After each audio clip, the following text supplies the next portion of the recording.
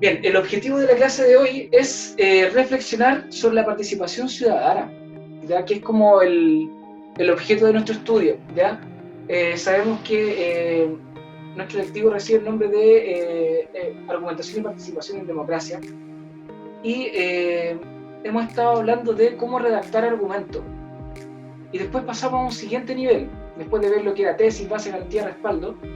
Les pedí que me contaran un poco de su vida y de cómo es la vida en sus barrios. Y veníamos hablando del tema del pensamiento crítico. Y pasó lo siguiente: espontáneamente, en sus presentaciones que ustedes me enviaron escritas de la biografía y de sus barrios, como veíamos en la clase anterior, se vieron descritas situaciones límites. Es decir, escúcheme bien, situaciones de opresión, ¿ya? En un entorno que se supone que estamos en democracia, donde se protege la libertad, donde se resguarda la calidad del ser humano. Ustedes me compartieron de sus contextos personales sus situaciones límites. Yo estuve tomando apuntes de lo que ustedes me compartieron y me hablaban, por ejemplo, opresión vivida en las drogas que se vivían en los barrios o en sus vidas, el bullying en los colegios, la delincuencia, dictadura militar. Hubo una persona que me habló largamente de cómo la dictadura militar influenció en su barrio, las tomas de las tierras. Largamente observado en la biografía de ustedes la violencia contra la mujer, ya como forma de opresión, como situación límite, ¿ya? La opción sexual y también la discriminación de género. Creo que me quedo corto en decirles cuántas situaciones límites se pudieron observar en la biografía, ¿ya? Y lo que quería ahora que ustedes compartieran es que tomen la palabra para comentar un poquito de esas situaciones límites, ya cómo son vividas esas situaciones de opresión por ustedes. Así que cedo la palabra al que quiera comenzar.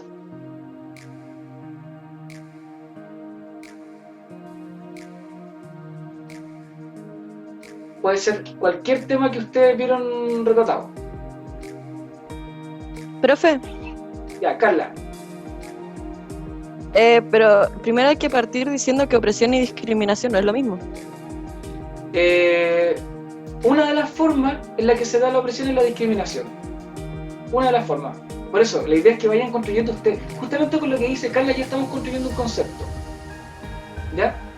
¿Cómo se dio para ustedes esa situación límite? O esa forma de opresión. Para Carla, por ejemplo. ¿Cómo? ¿A qué se refiere? Usted me describió en su biografía muchos temas. Ya no podría yo escoger por usted. Pero me describieron varias situaciones límites donde ustedes vivían formas de opresión, que a lo mejor en la biografía ustedes los pusieron inconscientemente, porque yo no les dije que las tenían que poner, esto fue espontáneo, ¿cierto? Y me hablaban de, por ejemplo, de drogas, de abandono de los padres, diversas formas de opresión, diversas, ¿ya? ¿Cómo es para ustedes vivir una de estas formas? Escoja una y coménteme, para saber de ustedes. Escucha, por ejemplo, en mi caso, podría ser, no sé si podría ser opresión como tal, pero el mal uso que le dieron en el hospital a mi papá, po. O sea, como lo mal que lo atendieron y lo ineficientes que fueron en algunas ocasiones. Por parte del sistema de salud, ¿cierto? Claro, porque era hospital público, ya que no alcanzaba monetariamente para un hospital privado. Y aunque el cáncer de mi papá era ya como ramificado, iba a morir sí o sí, en todo caso no se dieron las condiciones salubres. No fue óptimo todo el servicio. Ahora, mire, atento a los demás. ¿A qué cree usted que se debe esa forma de violencia en el fondo dirigida hacia su papá en este caso? Más que nada la mala administración gubernamental. Y no sé, como el sistema en sí de salud ya es malo y se intensifica y se puede ver en ciertas situaciones. Ya, otro caso, a ver. Quiero que dejemos ese caso ahí. ¿Quién? Otro caso de opresión que hayan detectado en su biografía, a la luz de lo que vimos en la clase pasada. O opinar de lo que dijo a lo mejor Carla. Puede ser Palomino. Bueno, Océano me mandó, Dayana también mandó un trabajo bastante interesante. Elizabeth. Formas de opresión que hayan detectado en su biografía o en sus barrios.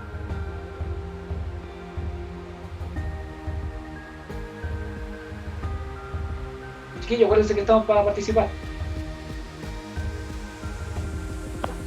O sea, yo aquí en mi Ya, caso, Elizabeth. o sea, en mi caso tampoco sé si sería como una opresión como tal, pero fue como mi mamá no tuvo la decisión de decir, no, yo me quedo o yo me voy. Mi mamá se tuvo que ir sí o sí de donde estaba, porque básicamente la echaron. Entonces no pudo decir, no me quedo aquí. O sea, se tuvo que ir por un tema de salud y otra porque no la dejaron quedarse. O sea, no fue una decisión tomada por ella, fue como externa. Ya, ahí lo que está relatando Elizabeth entonces nos habla de una mamá que fue relevada de su familia, ya por un tema de salud, ya, ahí como que se va repitiendo un patrón. ¿A qué cree usted que se debe, qué cree usted que causa que esta situación se haya dado, Elizabeth? Porque si bien nosotros como algo natural, ¿hasta qué punto es natural? Ya, yo creo que es por el valor que se le dio en sí a la situación o a las circunstancias, porque fue solamente porque estaba enfermo. O sea, tú estás enferma, eres un cacho, no me servís, po. Fue como tú servías como para atender en la casa a mis hijas, o sea, ya no sirves para eso, te desecho. O sea, esa fue como la situación. Ya, entiendo. Podríamos ver un tercer caso. Atento con los dos casos de Carla y de Elizabeth. Podríamos ver un tercer caso. ¿Alguien podría comentarnos un poquito de la biografía o del barrio? ¿Cómo se dio esta situación de opresión o situación límite?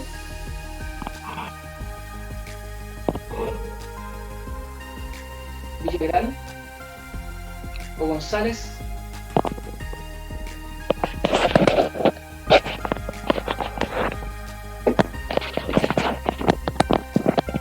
Ahí, Elizabeth. Ahí.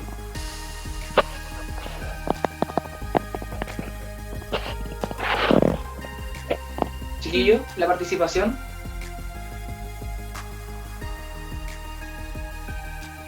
Miren, voy a avanzar un poquito con lo que tengo. Fíjense lo que están... me gustaría que ustedes lo comentaran, ya, porque no es la gracia que yo llegue a las conclusiones, pues la idea es que ustedes lleguen a las conclusiones.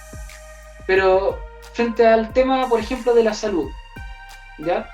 Que es lo que plantean en común las dos compañeras, pero una relacionada con, planteado con relación al sistema económico y el otro relacionado con el hecho de que es un integrante de la familia, ¿cierto? Cómo lo recibe el resto de la familia. Acá ocurre un hecho bien especial. La naturaleza de las personas que están involucradas está definida en términos de objeto, ¿ya? De ahí parte la opresión. Cuando yo dejo de ver, por ejemplo, a un paciente como ser humano y lo veo como, por ejemplo, una fuente de ingreso, ya que esto ustedes saben que en Estados Unidos está desatado el tema de la salud en Estados Unidos. Si usted no tiene los medios para pagar su estadía en un hospital, no lo van a atender y literalmente hay gente que prefiere tomar un taxi a la ambulancia para llegar al hospital, aunque las ambulancias están para llevar a la gente. Se toma a la persona como si fuera un objeto, se le da una naturaleza que no es la suya.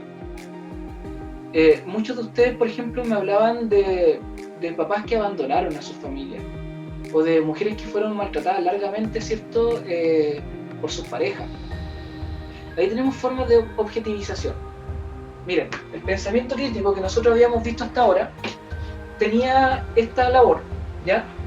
Tomar aquello que había sido considerado como objeto y devolverle sus características humanas.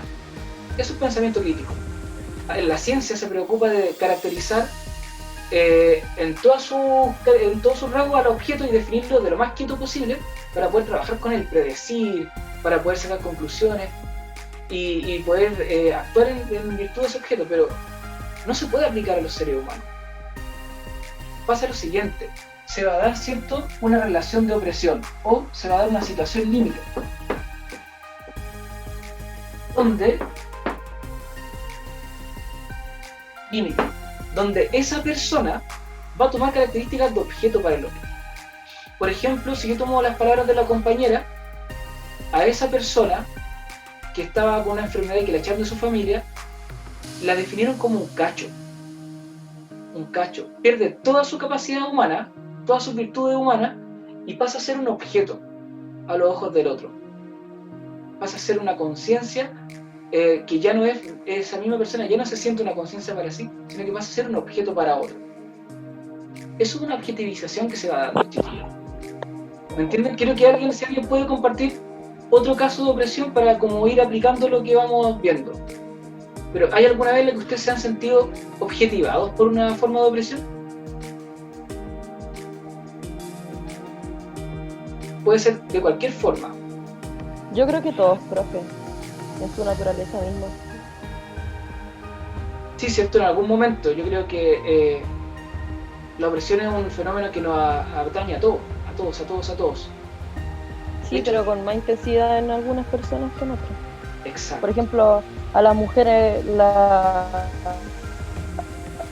oprimen más que al hombre, por ejemplo, o a los negros más que a los blancos. Entonces estamos hablando de que si una mujer de color sería triplemente discriminada, triplemente oprimida. Y si es lesbiana, aún más, y si es discriminada, o sea, si es discapacitada, aún más todavía. Ahora, por ejemplo, supongamos que una persona, ya una mujer es lesbiana. ¿Cuáles son las formas, las palabras que hay para referirse a ella? Lela.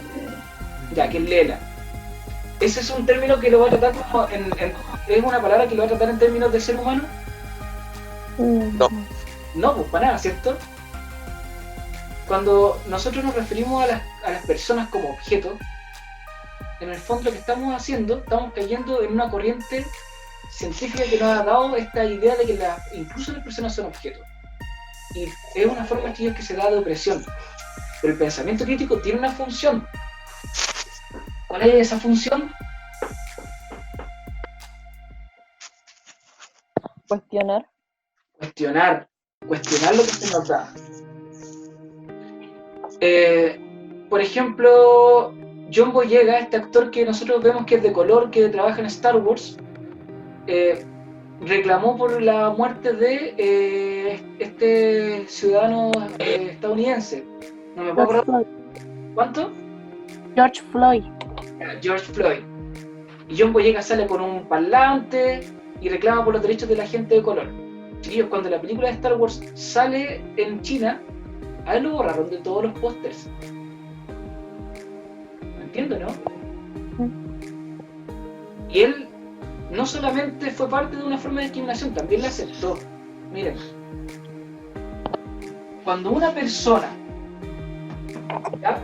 Cualquiera de ustedes, como dice Carla, discriminado por 2, 3, 4 veces, cuando una persona se transforma en un objeto de discriminación, en su mente ya no cabe objeto para su propia identidad, ya no cabe espacio para su propia identidad, y pasa a tener una conciencia dividida. El yo de esa persona y el yo objeto. O sea, básicamente lo que usted está diciendo es que se define como el objeto ya.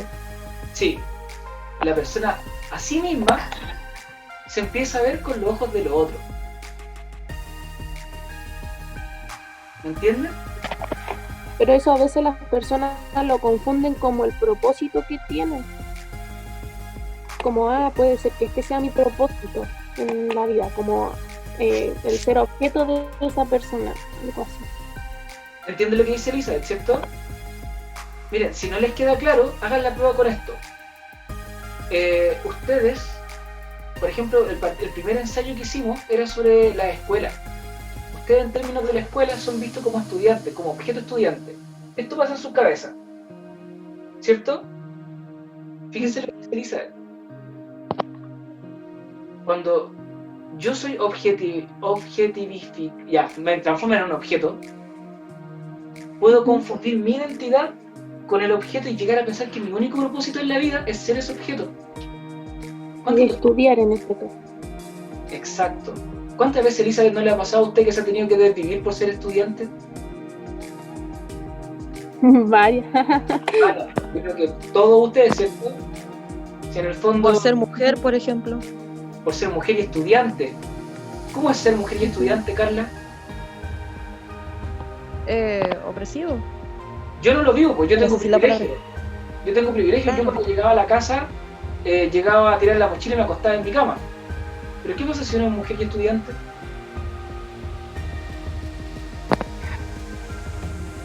Tiene que desvivirse aún más porque para las mujeres la vida es un poco más complicada. Sí, pues. ¿Tiene hermano usted? Oh, no se escucha bien. ¿Tienen hermanos ustedes, chiquillas? ¿No les toca llegar a hacer la Sí. entrega con los hermanos? No, él me hace la pega a mí. Ya, ahí usted es una privilegiada, Porque soy la Eh, menor. porque es la regalona. Claro, en mi Exacto. caso, ¿Sí?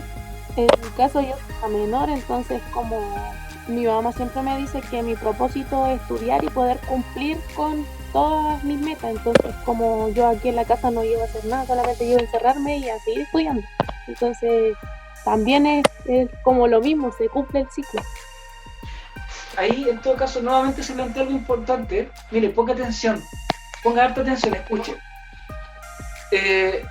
Cuando uno vive en una sociedad que tiende a transformar en objeto a los seres humanos, no podemos ser libres, ¿cierto? No podemos ser libres. Y yo me doy cuenta que yo tengo mi privilegio de ser libre, porque soy hombre, soy mayor de edad. Elisa me dice, o Carla me dice que pueden ser libres porque a pesar de que son mujeres y estudiantes, están resguardadas por el privilegio de ser la hija menor, porque a lo mejor todos la acompañan. Pero ¿es esa la realidad de todas las mujeres estudiantes? No, sé. por supuesto que no. No, por supuesto que no. ¿Se puede ser libre solo uno? Yo no voy a ser libre. ¿Se puede alcanzar la libertad en forma individual? Podría ser, pero es que depende del concepto de libertad de la persona.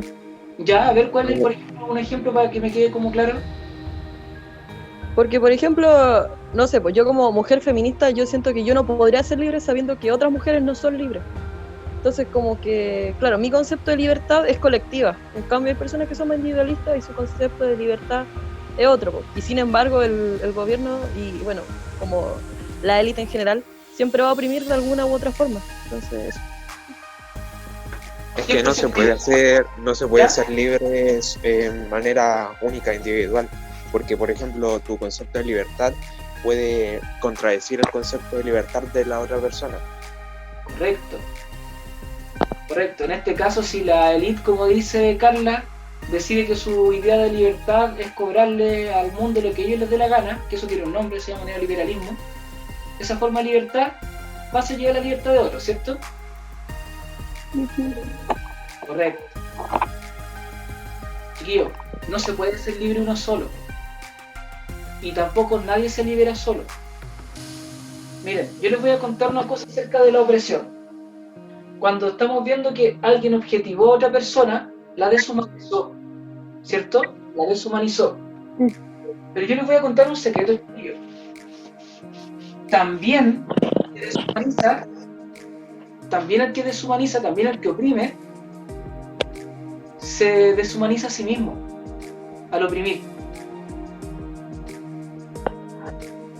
Por ejemplo, Porque Elizabeth, ¿por qué creen ustedes que se deshumaniza el que oprime? Porque se convierte en un objeto de opresión. Ya, ¿por qué otra razón? ¿Por qué pierde la humanidad? Piensa usted, por ejemplo, en esa persona que cobraba en un hospital privado por poder tratar el cáncer distinto a la gente que está en un hospital público. ¿Qué le pasó a esa persona que cobraba? Se deshumanizó, ¿cierto? ¿Le importan la vida de los otros seres humanos? no, ¿Qué son No. para él? Le importa más el dinero. ¿Le importa más el Entonces- dinero? Sí. Sebastián, ¿qué son para él esas personas? Son objetos. Es como, por ejemplo, cuando en los gobiernos las personas miran casos, por ejemplo, es que no sé cómo dar un ejemplo así más correcto, pero supongamos que estamos viendo una lista de cientos de personas. Las personas que lo está viendo va a ver números, no va a ver a esas personas, entonces va a actuar por eso. Entonces eso no es, de hecho eso ni siquiera debería hacerse porque eso no es humano. No, es una forma de presión económica. Sí. Ujú. Sí. Estos son financiamiento, ¿Elizabeth? o sea, que son su financiamiento, o sea, a esa persona le conviene que otra se enferme para de eso él sacarle provecho. Es Ya, un de hecho, negocio. En Mira. los bancos se aprovechan mucho En los sobre bancos eso. se ve mucho. Sí, pues Sí, ellos porque, por ejemplo, hay veces que retrasan los pagos, aunque sea una cifra muy mínima, sobre todo en esta época que está lo del coronavirus y todo eso. Por ejemplo, cuando hay un pago retenido sobre las pensiones y cosas así, lo retrasan a propósito porque para ellos, según ellos, es poco dinero y todo, pero quizás para la persona un mes más o un cierto tiempo más para vivir, porque uno no sabe si no tiene más dinero o no. Pero chiquillos, ¿esto tiene chance de cambiar alguna vez? Difícil. Se tendría que volver a ser humano para que la gente pueda cambiar ese ciclo, porque si no vamos a seguir así. Miren, cuando partió Carla hablando, el primer caso de opresión, cuando habló de la salud de su papá, que fue visto como un objeto, ella dijo que en el fondo, no tengo las palabras exactas, pero se refería a que esto era como algo que era natural, que era así, que estaba dado. Lo mismo algo explicó Elizabeth, que de qué otra forma iba a ser. O en el caso de los bancos, en el caso de, por ejemplo, cuando alguien discrimina por la opción sexual a una pareja homosexual, diciendo que porque es natural el sexo heterosexual y es antinatural el sexo entre homosexuales. Y esto lo busqué desde mi computador, que no es natural. ¿Me entienden o no? Nosotros tendemos a ver todo como un objeto, como ser humano, producto de este pensamiento científico que está inserto. Tanto que vemos incluso a la historia. La historia la vemos como un objeto, como algo que está hecho, está acabado, como este lápiz. Nunca va a evolucionar, nunca va a cambiar, etc. Tendemos a pensar que las cosas son así. Hace 20 años atrás, por ejemplo, las personas homosexuales eran fuertemente discriminadas. La mujer, hace más de, ya digamos, 6.000 años de discriminación. ¿Me entienden o no? Pero Además, no se puede decir antinatural que el ser homosexual o algo así, porque, por ejemplo, quizás para los griegos era antinatural ser heterosexual porque ellos, por ejemplo, tenían relaciones sexuales con hombres, solamente ocupaban a la mujer para, o sea, solamente tenían relaciones sexuales con la mujer para reproducirse. con un fin político, ¿cierto? Hacer familia. Sí. Miren, la historia no es un objeto, no es algo que está terminado. La historia tiene que avanzar, la historia avanza, tiene esta capacidad de transformación. Si nosotros estudiamos la historia como un hecho quieto, estático, tendemos a pensar que las cosas son naturales y que así van a ser siempre y que nunca van a cambiar. Si nosotros pensamos en nuestra participación en democracia, ¿en qué consiste? Consiste en esto, en hacer un aporte a la historia, en que las formas de opresión que se puedan haber dado donde personas fueron tratadas de objeto, eso pueda cambiar la historia. La historia no es un objeto, es algo que puede ser modificado. Pero, ¿cómo yo modifico la historia? ¿Cómo yo la modifico? Si yo digo, ya, ok, la historia no es algo quieto, se puede cambiar, yo puedo participar en democracia. A eso estamos. ¿Cómo yo obtengo la libertad? ¿Cómo yo puedo lograr que algo cambiara? Con algo grande, como una revolución o algo así. Una revolución. Gran palabra. Cuestionando lo contemporáneo. Cuestionando lo contemporáneo, esa otra forma, ¿cierto?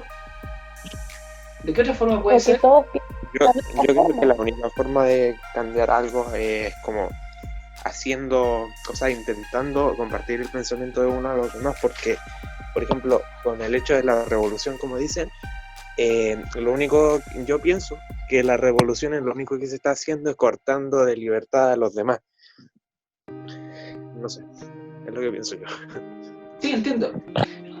Pero a ver, supongamos entonces que para que sea más justo, quizá podría ser que yo les conceda a ustedes la libertad. Por ejemplo, supongamos que el tema es de opresión económica. Yo digo, ya, bueno, los pobres han sido súper oprimidos, yo les voy a dar bonos o les voy a dar crédito para que se puedan comprar una estadía en un hospital. O en el caso de la mujer, si los hombres decimos, sí, ya, bueno, ¿saben qué? La hemos oprimido bastante, ahora les vamos a empezar a dar más libertad. ¿Se alcanza la libertad porque se la da a otra persona? No, ¿No? porque sería como si la estuvieran comprando, pues como... ¿Se acuerdan cuando el presidente dijo gracias por las marchas? No, Como que él no estaba dando el apoyo. ¿Pueden los opresores liberar a los oprimidos?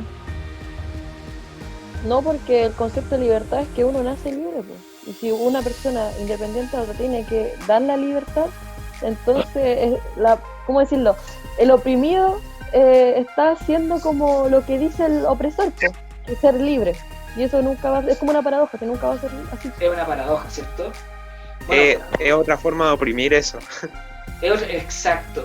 Si yo a ustedes, por ejemplo, les concedo la libertad, ya en cualquier forma de opresión que se dé, al final, como dice Sebastián, es otra forma de opresión. Ojo, todas, desde las más dulces hasta las más autoritarias, son formas de opresión. Incluso si yo las disfrazo, por ejemplo, si yo digo, ya, a ver, las personas minusválidas son oprimidas porque el sistema no es justo con ellos, así que voy a hacer la Teletón para darle plata a esas personas. ¿Les dieron realmente alguna forma de libertad o distinción? No, están como separando. ¿Cierto? No están generando como, no están como incluyéndolo a la sociedad, sino que le están dando como un espacio para ellos. Exacto. Si ustedes piensan, por ejemplo, ahora fue durante marzo la marcha feminista y las mujeres no aceptaron a ningún varón en la marcha. ¿Tiene sentido un poco con lo que estamos hablando? Sí. Pero es que tiene un trasfondo detrás de eso. Sí, que el tema del símbolo, ¿cierto? Claro, y aparte hay hombres que fueron igual. ¿Pero pueden los hombres liberar a la mujer? No, ella misma. Tiene que liberarse ella misma. Chiquillos, la libertad es algo que se conquista. Uno no lo puede otorgar. Ya hablábamos... No se puede otorgar, pero yo pienso que las personas que fueron, los hombres que fueron para allá, fueron como para apoyar el símbolo, para que se recuerden, no porque quisieran como darle libertad a las mujeres. Sí, en el fondo aquí hay un tema de intenciones, ¿cierto? Yo lo puedo estar haciendo con la mejor intención, la Teletón tiene excelentes intenciones, ¿cierto? Pero evidentemente no rompe los ciclos de opresión, porque la única forma en la que la opresión se rompe es cuando el oprimido busca la libertad, cuando él la conquista, no se le puede otorgar. Cuando en cierta parte también se normaliza ciertas conductas opresivas. Ya, eso, normalizar conductas opresivas es transformar en objeto a la historia. Normalizar conductas opresivas es transformar a la historia en un objeto, como que esto siempre ha sido así, nunca va a cambiar. O sea, no, me expresé mal. Normalizar cosas de como al revés, lo dije mal. Entonces, normalizar lo que no entra en la opresión, me refiero. Lo dije mal, perdón. Ya, lo que dice Carla es que en el fondo normalizar conductas contrahegemónicas, contra el poder. ¿Cierto? Sí, normalizar conductas contrahegemónicas o contra el poder es una forma de combatir la opresión. Que ya está bueno ya de la opresión que cada uno de ustedes vive, decir ya hasta aquí y ser un cambio en la historia, participar. Obvio que nosotros tenemos que participar con argumentos, esa parte ya la vamos a ver. Pero miren, déjenme decir una cosa, chiquillos.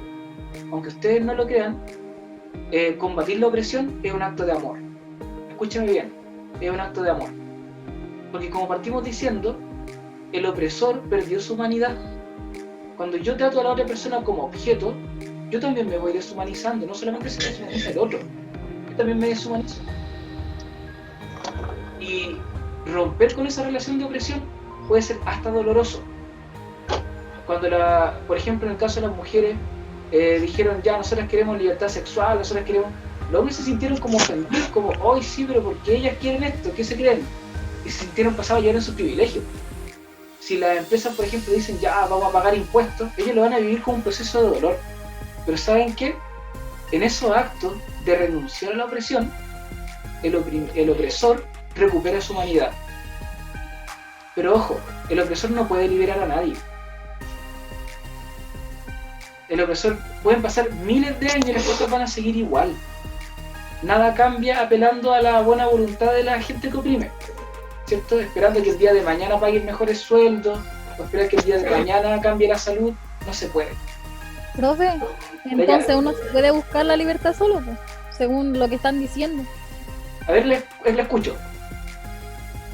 Que uno sí puede tratar de conseguir la libertad por sí solo. Quizá no lo consiga estando solo, pero sí es como la forma de empezar. Uno busca su libertad también por sí solo, no es tan necesario. Es que depende de los casos, porque hay casos de opresión que los vive uno solamente, entonces uno es el que busca su libertad. Pero puede uno que la busque, pero no necesariamente que consiga libertad. Miren, ojo con lo que dice Dayana, porque ese es un buen paso para empezar. De repente uno ve las metas muy grandes y decir, ya, yo voy a cambiar todo el mundo, es como muy ambicioso. Pero empezar con la libertad de uno es un primer paso. No vayamos a pensar sí que es el último. Porque ojo, la gente que suele liberarse sola, escúcheme bien, tiene esta conciencia dividida de ser objeto y de ser persona. Y por lo general es una tendencia común que esas personas que se liberan se transforman en subopresores. Por ejemplo, si yo soy campesino y me oprimía al dueño del fondo, cuando yo sea dueño del fondo, voy a ser igual. ¿Me entienden o no? Entonces esa libertad individual que habla Dayana, sí, es un primer paso, pero no podemos pensar que es el último. Si yo, por ejemplo, digo, ya, a ver, a mí como mujer nadie me oprime, siempre he tenido lo que quiero, nadie me ha discriminado, entonces soy libre, evidentemente alrededor mío van a haber otras personas que sí sufren una discriminación y no se puede... Ay, perdón, que tengo el timer. No se puede pensar que solo esa mujer, que son las que suelen postear en Facebook, por ejemplo, ay chiquillas, yo no las entiendo por qué reclaman, porque en el fondo solo la libertad de uno no es suficiente para liberar auténticamente la conciencia de objeto que uno pueda tener. ¿Me entienden o no? Señorita Dayana, no sé si... Sí, sí. Sí. Bueno, chiquillo, el tiempo consume... Y profe... ¿no? Pero eso, quiero dejar espacio para observaciones finales. Carla.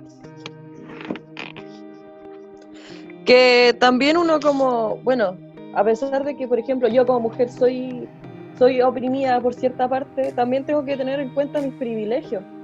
Y es una parte que no mucha gente tiene conciencia. Por ejemplo, yo digo, ya, yo soy mujer, pero yo soy blanca. Entonces no me van a oprimir por eso. Y tampoco soy pobre. Entonces tampoco me van a oprimir por el lado económico. Sin embargo, hay gente, por ejemplo, con este mismo caso de George, que decían, ay, pero el racismo a la inversa existe. Cuando obviamente que no existe, jamás así que de verdad que nadie te va a discriminar por ser blanco. De verdad que esa cuestión no pasa. Entonces, de hecho, hay estadísticas que dicen que la violencia es muchísimo mayor, en Estados Unidos es muchísimo mayor del racismo de gente negra hacia gente blanca. Sí existe el racismo de esa forma. O sea, se entiende que es que se visibiliza mucho más el racismo hacia los negros, espero que no se ofenda, o sea, por la palabra, pero también existen otros casos entre latinos. En Estados Unidos también a la gente latina se le discrimina y así, o sea, solo que se visibiliza mucho más por la carga histórica que tiene, pero también existen los otros tipos de racismo. También está el racismo opuesto o la violencia entre las mismas personas que son negras, las mismas personas de color. Sí, de hecho, chiquillo, la conciencia dividida, fíjense lo que dice Dayana. Cuando una persona de color, por ejemplo, o por ejemplo ya, yo haciendo clase, y hay gente que tiene en común un grupo de amigos una forma de opresión. Cuando uno de ellos empieza a estudiar más que el resto, la conciencia dividida les dice a ellos, no, pues ¿para dónde vais? Si tú sois como nosotros, tú no querés surgir, ya estás estudiando, ya es distinto a nosotros. Y dentro de las personas de color en Estados Unidos eso pasa mucho, que cuando una persona actúa distinto a la gente del gueto, automáticamente hay una discriminación interna. ¿Me entienden o no? Se convierten en opresores entre ellos mismos también. Exacto. Miren, no solamente hay que combatir al opresor externo, también hay que combatir al opresor que vive dentro de nosotros, esa conciencia dividida. Porque puede que uno, por ejemplo, busque la libertad, pero la forma de dejar de ser objeto también es dejando de uno pensar que es un objeto. Es que Correcto. Entonces, siempre va a haber una forma de discriminación, siempre un hilo por donde tirar, por ejemplo, porque te pueden discriminar por cualquier cosa, lo odio. Lo que uno puede hacer, eso sí, como no aceptar esa discriminación. ¿Me entiendes? Sí, aquí en ese sentido, sí, y ahí en ese sentido, Sebastián, es donde entra el pensamiento crítico. Porque el pensamiento crítico problematiza lo que está dado, lo que está frente mío, lo que me han dicho que históricamente es así, lo problematiza. Y a diferencia de la ciencia, que la ciencia describe lo que es, el pensamiento crítico describe lo que es y cómo debiera ser. ¿Y cómo debiera ser? Según el pensamiento crítico, más Analítico. Humanos. más humano. Los temas de raza, los temas económicos, los temas de educación, chiquillos. Si eso es lo que ustedes reclamaban en los ensayos que hicieron de pensamiento crítico en los colegios, todos dijeron que no se enseñaba. ¿Y qué es lo que busca el pensamiento crítico? Que nos traten a todos como seres humanos, no como objetos. Elizabeth. No, es que era como al punto que se quería llegar, es que todos somos humanos y todos somos iguales. O sea, no porque seamos estudiantes significa que nos van a tratar como unas máquinas. O sea, En este sentido, Elizabeth, eso. Es que no, pues no todos somos iguales, todos somos distintos. Lo que pasa es que uno tiene que aceptar a la otra persona por ser, aunque sea distinto. Porque, o sea, la única forma de que no exista discriminación, la única forma que no exista discriminación, supongo que fuéramos todos iguales, porque siempre va a haber una persona que piense que porque esa persona es distinta, no sé, porque se ría de ella, porque por ejemplo estudia más o porque vista de otra forma, siempre va a haber algo. Sí, yo creo que ahí más que apuntar a que seamos todos iguales, apuntar a un tema de educación mejor.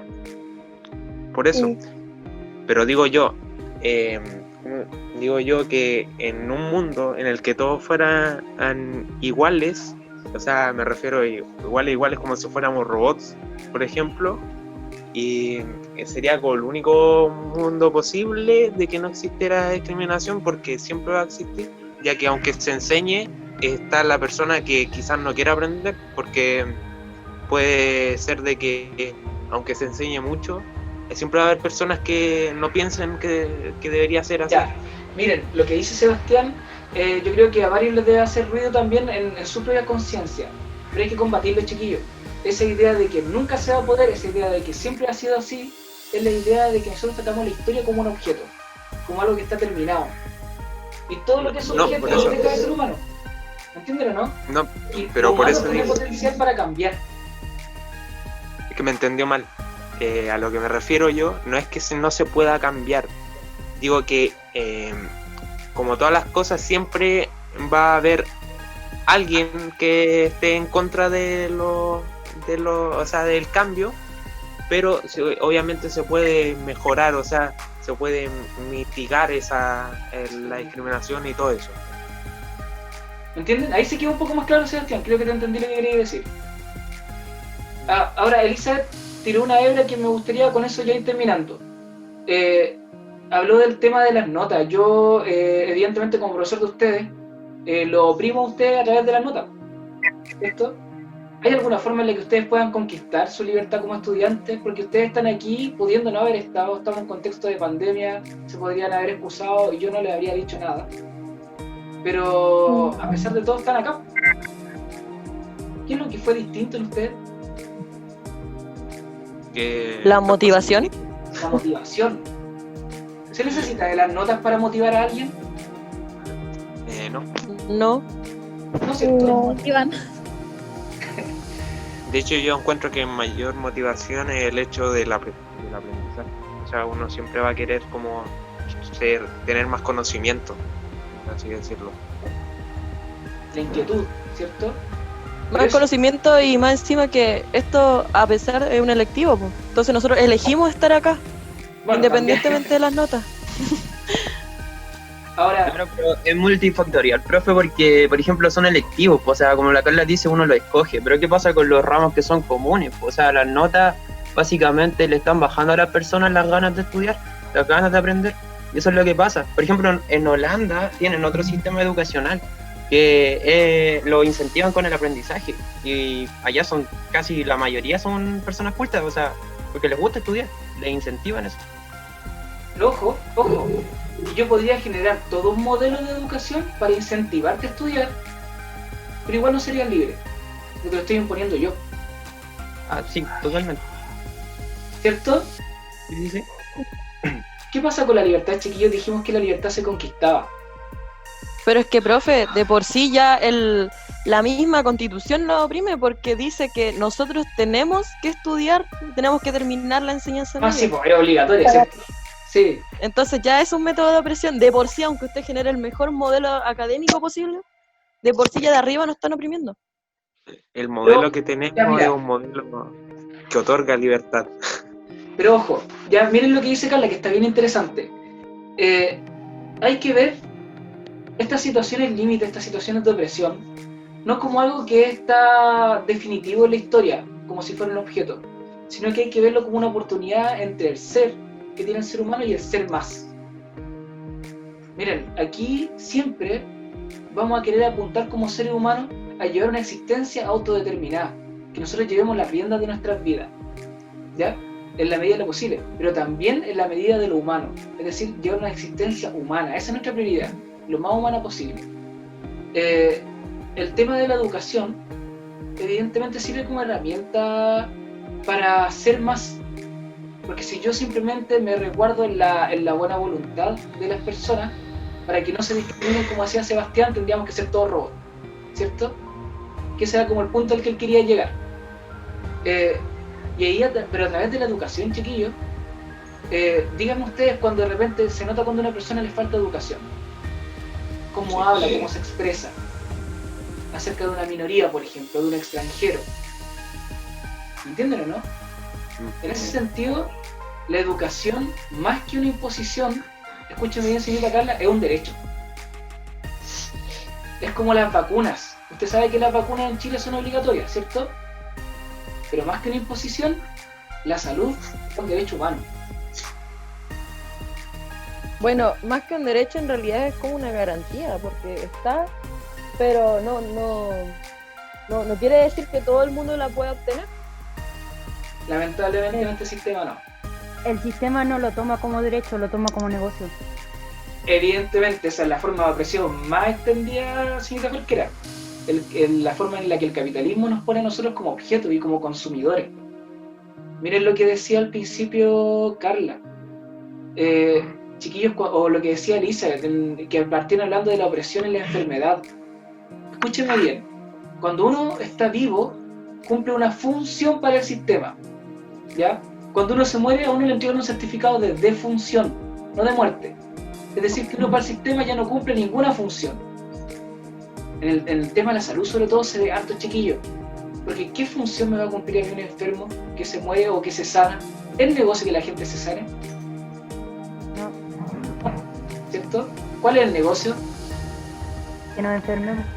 Que nos enfermemos y que nos tratemos. El tratamiento genera más plata que la cura. ¿Me entienden o no? Y ahí es donde falta pensamiento crítico. Los científicos, ¿cierto?, hacen mucho desdén del pensamiento crítico, es como un ripio para ellos, y dejan de lado un poco el tema de la moral, de la ética, si se debe o no se debe hacer, si es humano o no es humano. Ya si la ciencia se deja andar libre por ahí, operaría de forma muy distinta, y la ciencia siempre se ha jactado de ser objetiva, pero chiquillos, en el pensamiento crítico hay una cosa que tienen que saber, ya que la plantea Giroux: no hay neutralidad. Y aquí yo tengo dos partes. O estoy a favor de la libertad o estoy a favor de la opresión. Y a menos que yo declare mi intención de liberar a los otros, de liberarme a mí mismo, entonces estoy siendo parte del problema. ¿Entienden o no? Es como el policía que estaba mirando mientras el otro policía ahorcaba a este ciudadano estadounidense. ¿Entienden o no? Entonces no se trata tampoco de, yo soy libre y no hago nada. Ojo, porque hay muchas personas que se jactan de ser buenas. Y Nietzsche también lo definió un poquito al decir que hay gente que se jacta de ser buena, pero porque las garras no le funcionan. Y ser débil y ser bueno no es lo mismo, ¿cierto? Y el mejor caso es ver este policía que no hacía nada mientras el otro mataba al otro individuo. Pero él podría haber dicho que era bueno. Sí, pues si una posición de neutralidad es sinónimo de ser opresor. Exacto. El cómplice también es culpable. El cómplice también es culpable. Yo creo que ustedes lo han visto en sus vidas, ¿cierto, Cata? Lo hemos visto en nuestras familias. Como profesor me ha tocado ver un montón de realidades que uno de repente dice, oye, aquí hay un caso, por ejemplo, supongamos de violación. Y dicen, no, ¿para qué vamos a hablar si el vecino es tan bueno, no lo denunciamos? ¿Entienden o no? Entonces, ojo, porque aquí, chiquillos, hay un papel que cumplir. La participación ciudadana tiene que ver con estas ganas de recuperar lo humano en la historia. Tiene que ver con estas ganas de llevar el pensamiento crítico a todas las áreas del conocimiento político, del conocimiento educacional, del conocimiento del género. Usted elija su área, pero chiquillos, donde vayan, su labor es llevar al ser humano como concepto, porque si dejamos a la ciencia andar sola, se va a volver loca, ¿entiendes? ¿Alguien me iba a decir algo? Profe, la clase se va a cortar. Ya, chiquillos, lo dejo hasta acá. Podríamos llegar a unas conclusiones en el siguiente video, pero nada, le agradezco la participación y bueno, felicitar a los que compartieron, ojalá que haya quedado claro. Y nada, miren, antes de irnos, les dejo una actividad. El trabajo que hicieron ustedes de el primer ensayo acerca de si los colegios enseñan autoevaluación, ya el que no tenga el archivo yo se lo puedo mandar de vuelta. Quiero que ustedes conquisten su propio aprendizaje y les voy a pedir que ustedes se autoevalúen. ¿Ya? El primer trabajo del ensayo argumentativo, que era con tesis, base, garantía y respaldo, quiero que ustedes se evalúen y me digan si realmente están aprendiendo o no. ¿Ya? La nota que ustedes se pongan, esa yo pongo al libro. Pero ojo, tiene que generarme los siguientes elementos. Que diga los criterios, por ejemplo, orden, ya, por ejemplo, responsabilidad, lo que usted quiera, y le pone un puntaje del 1 al 3. Que está bueno, más o menos, excelente. ¿Quedó claro? Esa va a ser la actividad para esta semana, chiquillos. Le voy a dar plazo de 2 semanas y me lo mandan al correo. Entonces, ¿qué vamos a hacer? Vamos a generar nuestra propia evaluación. Pero ¿va a ser nuestra evaluación más la suya o solamente la nuestra? A ver, ustedes propongan, po. Yo les propuse algo. ¿Qué opinan? Las dos, para comparar. No, yo creo que la de nuestra, profe, para una autoevaluación sería mejor. Sebastián, ¿algo que quería agregar? Yo creo que nunca. Que nunca va. Es que es como difícil si nos pone así a elegir si está mal, si está bien o excelente, porque siempre sabe mejorar, y entonces no hay como, o sea, si tuviera criterio obviamente no se pusiera que lo entonces hizo de la mejor manera. ¿Qué proponen ustedes? Porque David opina lo mismo que Sebastián, mejor los dos. Carla, dice, mi opinión con la suya, profe. Ustedes propongan. Yo creo que los dos, para comparar, imagínate yo me pongo un 6.5 y usted me puso un 3. ¿Está de acuerdo, Sebastián? Sí. Ya, hagamos una coevaluación entonces. Pero es que el profe igual está pidiendo los criterios, pues. Entonces sí o sí tendríamos que, o sea, nosotros vamos a tener que poner los criterios. Es que miren, por eso nosotros ponemos los criterios. ¿Sí? Que miren. No, pero es que el profe lo haga con sus criterios, nosotros con nuestros criterios y después como que juntamos los trabajos, o sea, las notas, pues. Pero cada uno por su lado. Ya, hagamos una coevaluación. Pero mire, quieren que entiendan esto. Si yo les impongo a ustedes la autoevaluación diciendo que los voy a liberar, porque se autoevalúan, igual no se están liberando. Porque igual es una forma... A eso quería llegar, profe, a eso quería llegar, por eso Don digo David. que mejor que uno lo haga. Por lo que habló en la clase, a eso quiero llegar. Ya, pero ojo, si podemos incluir un elemento más humano. ¿Sabe cuál va a ser? Que vamos a negociar. Así yo no le estoy imponiendo nada. Le voy a dar la libertad a que cada uno me mande su autoevaluación y que me diga si quiere ser coevaluado o quiere que su nota vaya directa. ¿Les parece eso más humano? Sí. No, profe, me lo está oprimiendo. Totalmente. Ya. Oprimiendo. Quiero entonces que les voy a dar el espacio de 2 semanas, como siempre ha sido, bueno, la mayoría de las veces, y me mandan al correo su autoevaluación, chiquillos, del trabajo de este ensayo que ustedes mandaron acerca de si en los colegios se enseñaba a pensamiento crítico. ¿Ya? ¿El video? No, ¿era un video? Sí, era un video. Elisa, del video. ¿Ya? Ya. Me mandan su autoevaluación, 3 criterios mínimos. Si usted quiere más, ahí usted sabe, pero 3 mínimos, y le pone del puntaje del 1 al 3. Si usted quiere que sea coevaluación, me lo señala ahí. ¿Ya? Ya, ok. ¿Qué va a pasar al final? Yo espero que salga un aprendizaje bueno de esto, que aprendamos a redactar bien nuestros textos, etc. ¿Ya? Ujú. Ya, pues, chiquillos, ¿hay alguna duda, alguna cosa que quieran agregar o comentar de la clase? No, ¿vamos a seguir haciendo este tipo de clase o no? ¿O quedó hasta aquí nomás? No sé, pues, ¿ustedes qué opinan? Estuvo bueno. Sí, profe, por favor. Creo que sí. No video, sino que Zoom. Sí. Sí. Igual los Mejor videos tú. sí, Es que sí, igual las pero dos, sí, profe. es más- Total, si usted tiene tiempo. Ya, miren, como dice, ¿Qué sí? vamos a someterlo al tiempo, ¿ya? Porque en realidad yo no esperaba que llegaran tanto, en verdad yo pensé que íbamos a trabajar con menos, porque cuesta que se conecten, pero me cuadra con los que han sido responsables con los trabajos, la motivación que hablaba David, que es fondo individual. Veamos cómo se dan las cosas y si resulta, chiquillos, yo le voy a dar 2 semanas para que hagan el trabajo. Al finalizar estas 2 semanas yo voy a mandar una nueva información el día lunes para saber si es que puede ser video o clase en Zoom. Profe, ¿Por qué usted tiene que poner fecha? Porque Ya, tengo bro. que tocar en el peor de los casos. Porque a él se lo exigen también. No, o sea, podría decirle, miren, hay colegios como en el siglo XXI, ya, colegios X, donde están trabajando hasta creo. ¿Me entienden o no? Por bloque. Nuestro colegio ha sido super light. En todo caso.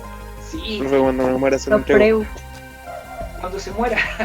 Entonces, claro, no podemos estar pensando en esos términos. Cata, yo le voy a dar mucho espacio entre un trabajo y otro, justamente porque estamos en pandemia, pues Cata.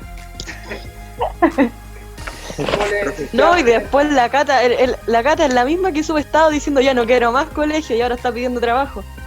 No estoy pidiendo trabajo, dije, ¿por qué estáis poniendo la fecha? Yo estoy llorando por los trabajos. Ah, ¿no dijiste eso? No, No. por eso, Cata, Ah. le doy 2 semanas para que calma. ¿Me perdonas? Te amo. Profe, escúchame. Cata, y no es por nada, pero esta modalidad como de pandemia nos ha enseñado hartas cosas sobre la educación, sobre el tema de los plazos, el tema de las notas. En verdad yo creo que la educación no puede volver a la normalidad. Y como que de todo esto deberíamos cambiar como varios enfoques. No sé si está de acuerdo conmigo, Cata. Es que aquí es cuando te das cuenta que las notas no importan. Correcto. Porque Sino que igual la nosotros aprendizaje- hay muchos que no estamos como aprendiendo en algunas materias y igual tenemos buenas notas porque es fácil conseguirse las cosas por internet. Pero en varias cosas también nos estamos autoenseñando. Sí. De hecho, Dayana, la U va a ser muy similar. La U es harto autoaprendizaje. Harto. Pero... La idea es que se acosta. Yo no me quejo. Pero ahí eso, pues la libertad se conquista. Yo creo que se ponen las cosas peor. Profe, ¿y no cree usted que el tema del objeto también se da en los animales, perdón? Sí, pues. Evidentemente la relación que tenemos, ahí ya no salimos de la clase, pero la relación que tenemos con los animales es de objetivización. Yo me acuerdo ya esto como infidencia. de haber abrazado a mi perro una vez, que a punto de ponerme a llorar, porque de verdad que él está en términos de mi existencia, cumpliendo una labor. Esta la comida que yo le doy es porque él es un objeto para mí. Si él no come pellet, la caquita no es dura, porque a mí me acomoda que la caquita sea dura, pero sus intestinos, ¿cuánto van a durar? Claro. No, y también pasa que, por ejemplo, mucha gente da el argumento de que está bien matar un toro, está bien matar otro animal, pero ¿qué pasa cuando quemáis un perro o cuando le pegáis a un perro? Exacto. Sí, eso, por ejemplo, que piensan como que los chinos son desagradables porque comen perro, pero es cierto. Por ejemplo, en otros países consideran a los ratones, hay un país, no me acuerdo, que le rinden como tributo a los ratones. Y aquí nosotros los matamos así. Ahí a lo que está Privilegio dentro del mundo animal, no sé, ahí la dejo. Tenemos como Japón, comamos personas. Oye, pero ojo, que son tontos. Profe, imagínense una lengua humana así con miel. No sería rico. ¿Por qué? No. Depende de quién Encontrarse un está ojo en la sopa, ¿por qué no? Bueno, yo me Sí, como los pelitos de los dedos. Una sopita de Con unos cerebro, fritos, con cebolla. Provecho, profe, provecho. la suela de Oye, pero, cerebro. ojo, que miren, David, quiero que, por un segundo, y antes de terminar, quiero que piensen un poquito lo del aporte. Y nosotros estamos trabajando con teoría crítica. ¿No? Carla, ya fue. Estamos trabajando con teoría crítica, ¿ya? Principalmente hemos trabajado con autores como Giroud y Paulo Freire, pero lo que dice David pertenece a la teoría post-crítica, porque va con las preguntas que van más allá, ya las nuevas preguntas, las preguntas de este siglo. ¿Qué pasa con los animales? ¿Qué pasa con...? Bueno, hay un montón de temáticas post-críticas, chiquillos, que están hablando en términos del arte, en términos de los estudios sociales, de la psicología, y aquí, de verdad que esto es un tema que está recién empezando. Así que si les provoca curiosidad, investiguen sobre post-crítica. Ya, yo me voy a centrar en esta parte, que es el objeto de estudio de nosotros, porque es lo que tiene que ver con participación en democracia, ¿ya? Pero si a usted le interesa la post-crítica, también es bien interesante, ¿ya? El tema de la liberación animal y de la opresión que se da, ¿cierto? Las propuestas de los animalistas, etcétera, son súper valiosas y muy interesantes. Ya, ahora sí, voy cerrando entonces. Veamos si es que nos volvemos a encontrar por Zoom, lo vamos a evaluar. Cata, con su permiso, en 2 semanas más. Profe, lo que le quería decir antes, Adelante. ¿y por qué no hace mejor y después la graba y la sube? Bueno, no sé, ¿ustedes tendrían permiso para subir esta clase? Sí, profe, totalmente. Lo que pasa es que Obvio. encuentro que es mejor que haga clases que haga videos, porque por ejemplo en los videos uno no le puede consultar así algo que no entendió, entonces si alguien no entiende algo, Por correo, Los por... comentarios habilitados, por profe. Está Ya, bueno oye, lo que venga, parar de grabar, ya.